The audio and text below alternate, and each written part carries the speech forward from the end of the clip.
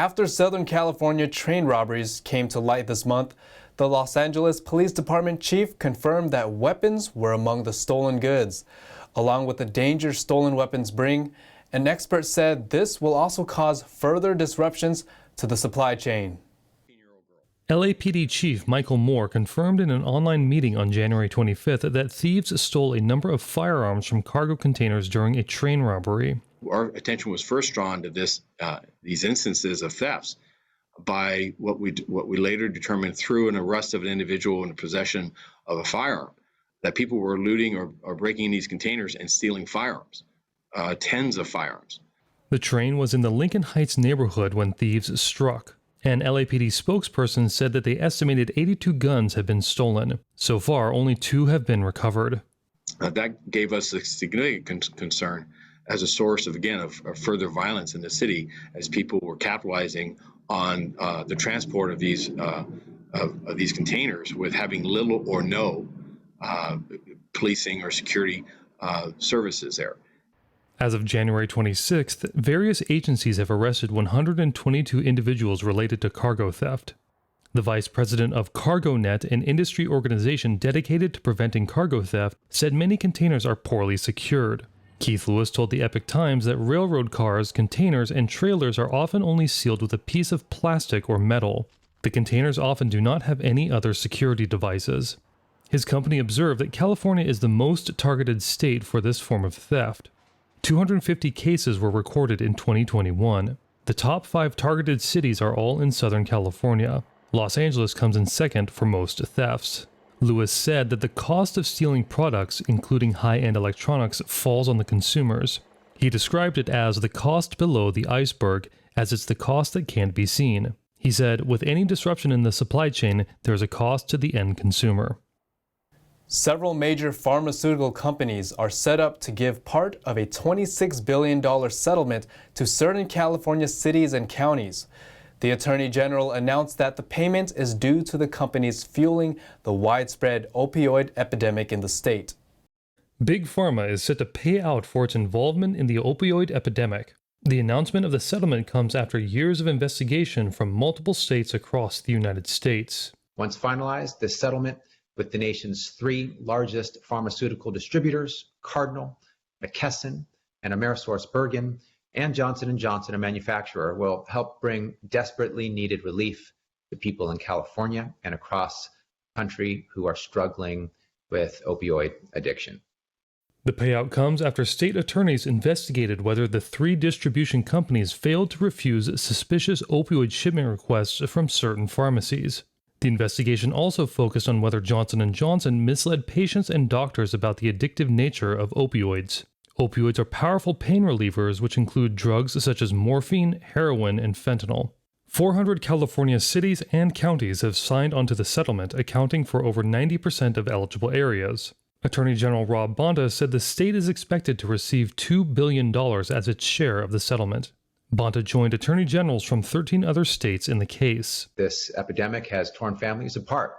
It has overwhelmed local health systems. It has mangled city and county budgets.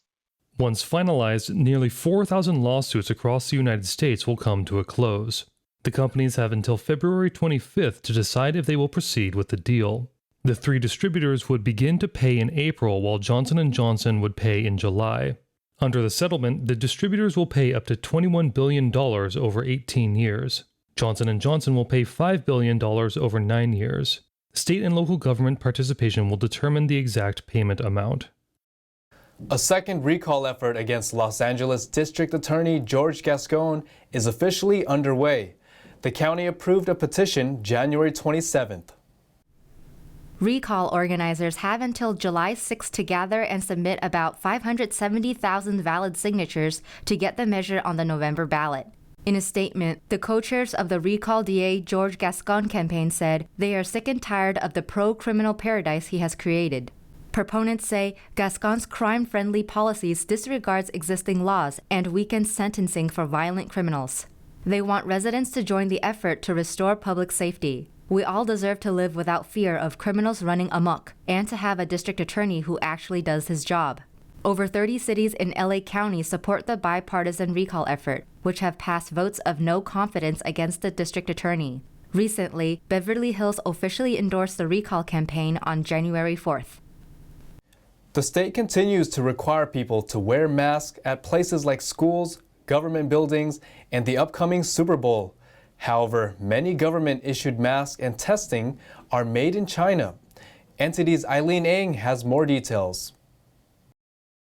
The Los Angeles County Public Health Director said fans going to the Super Bowl on February 13th must wear KN95 masks while at the SoFi Stadium, unless they are eating or drinking. The masks, which are made in China, will be distributed along with the usual COVID protocols. We have hundreds of thousands of people coming to LA every single day from all across the world to enjoy everything that LA has to offer. But we also expect when people come here, and this will hold true for the Super Bowl fans and our guests who come to enjoy LA during Super Bowl week, they need to follow the public health safety requirements when they're here. In addition, the NFL and county health officials said they would host a vaccination clinic and provide free tests at the Los Angeles Convention Center in the run-up to the game. This comes after the California Department of Public Health extended the masking requirement for all indoor public settings until February 15th. Specifically, surgical masks or higher-level respirators like N95, KN95, and KF94. Students are also required to wear surgical masks in school. Earlier this month, the governor's office announced that the at-home test kits, many of which are also made in China, have arrived to be sent to county offices of education. In April 2020, Governor Gavin Newsom spent $1 billion of taxpayer funds to buy 200 million masks a month from the Chinese company BYD. The company is known for making electric vehicles, but switched to making personal protective equipment. According to its website, BYD is FDA approved. When made in China KN95 masks were distributed to Congress, a Florida congressman questioned whether or not Speaker Pelosi knew Florida is making 2 million N95 masks a day, employing 350 Americans. Eileen Ng, NTD News, California. Schools up and down California have been facing lawsuits challenging their vaccine mandates for students. The Piedmont Unified School District withdrew its COVID-19 vaccine mandate for students after a judge granted an expedited hearing for a lawsuit against the mandates. Attorneys for Children's Health Defense California Chapter and Protection for the Educational Rights of Kids recently filed a lawsuit against Piedmont Unified School District over its COVID-19 vaccine mandate for students aged 5 and older. Unvaccinated students would have been denied in-person instruction. The lawsuit alleged the mandates were illegal and equated to discrimination based on their vaccination status for COVID-19, also known as the CCP virus. On January 12th, Judge Brad Seligman of the Alameda County Superior Court ordered an expedited hearing on the lawsuit. In response, the Piedmont School District Board voted on Thursday to approve a revision of the COVID-19 vaccination requirement, now allowing students to attend classes in person regardless of vaccination status. These follow a similar lawsuit filed against the San Diego Unified School District. Last month, a judge struck down the school district's mandates, ruling that they contradict state law. California was hit by another style of smash-and-grab robbery recently. This time, thieves used an SUV to break into the store. NTD's Jason Blair has the latest. One of the latest cases of a smash-and-grab robbery happened in Escondido, California on Wednesday. Surveillance footage shows a SUV smashing into the front of a jewelry store, then driving inside out of sight. Seconds later, the vehicle backs out and drives forward again several times before finally reversing into the parking lot and stopping. Then two men get out and run inside the store. Surveillance photos released by authorities show the two men inside the store. They both have masks on to conceal their identities. Lieutenant Barrett with the Escondido Police Department stated that one of the suspects was using an axe to break into display cases and steal jewelry and cash. Barrett said the vehicle involved was a white Volkswagen SUV that police believe was stolen 2 days before the incident. The Escondido Police Department says the investigation is ongoing and are asking the public to report any tips or information they might have. Jason Blair, NTD News, California. A new report says goods have sat on the ground at the ports of Los Angeles and Long Beach for over a week at a time. The new report says the December delays were at an all-time high. According to the Pacific Merchant Shipping Association, cargo containers sat at the Southern California ports for an average of 8 days. The report, published on Thursday, says the containers are unloaded, then sit idle at the twin ports. The December delay time is about half a day faster than the wait times in November. Jessica Alvarenga, the manager of the Shipping Association, wrote in a press release that while container dwell time did not worsen in the month of December, it was still high. She added that before the pandemic, the average wait time for containers to leave on trucks was 3 days. She cited transportation disruption and warehouse availability as the cause for delays. While the containers idle on the shores, ships wait in lines off the coast. The Marine Exchange of Southern California tracks cargo ships traveling to the port. The director, Kip Laudit, told the Epoch Times that they observed 7 ships anchored within sight of Los Angeles on January 26th. Another 92 ships were queued up 50 miles from the coast of California and Mexico. Ships wait on average 13 days to dock, according to the Port of Los Angeles. More than 11,000 containers have waited 9 or more days at the port as of January 27th. A tech-savvy college freshman is in the spotlight after he was offered money to close down a Twitter account. Elon Musk asked the student to take down an online program that actively tracked the billionaire's plane, as the tech CEO has safety concerns. I spoke with the student to learn more.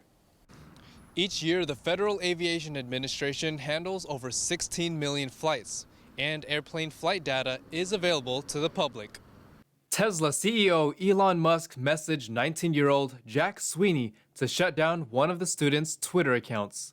He said it was a security concern and he wanted to take it down. And then we talked about how it works and like what he should do. And then he offered me the $5,000, and then I, asked for other stuff. Sweeney told NTD he's a fan of Musk and aviation. He built a flight tracking Twitter bot called Elon Jet that tweets where Musk's jet takes off and land. I mean, yeah, there's some part of it, but I don't think it's that big, really. I mean, he has a whole security team, and they're advanced, and, they tell people to back away. It's not like there's a huge crowd that I've seen. Well, it started in June 2020 during the pandemic, so there's a lot of free time. And it wasn't that great at the beginning, but, I just started adding more features as I figured stuff out. In November 2021, Musk and Sweeney exchanged messages, with Sweeney counter-offering with a Tesla or $50,000 to take down the account. He says he only made $20 a month on the account. Musk said he's thinking about it. So, Sweeney says he's willing to help Musk make it harder to track the tech guru. And so I asked him if he wanted to talk about it over a call, and then he said, I don't think it's right to pay to take this down. Sweeney is also tracking many other planes, including those of Jeff Bezos, Bill Gates, and Air Force One and Two. The college freshman, who studies information technology in Florida, says he coded the bots using public flight data from ADSB Exchange. ADSB Exchange is an online source of unfiltered flight data. They track over 10,000 aircrafts. Dan Streufert, the founder, told NTD that Sweeney just unpacked the data and didn't charge for it, but other organizations would sell the data for 6 to 7 figures to private companies and government agencies. Streufert said that with his team, we have successfully tracked warlords accused of war crimes and provided information to search and rescue organizations and more. As of Friday, the Elon Jet account has over 130,000 followers. Sweeney said in the future he may have subscription-based access for certain planes or make a live website. David Lamb, NTD News, California.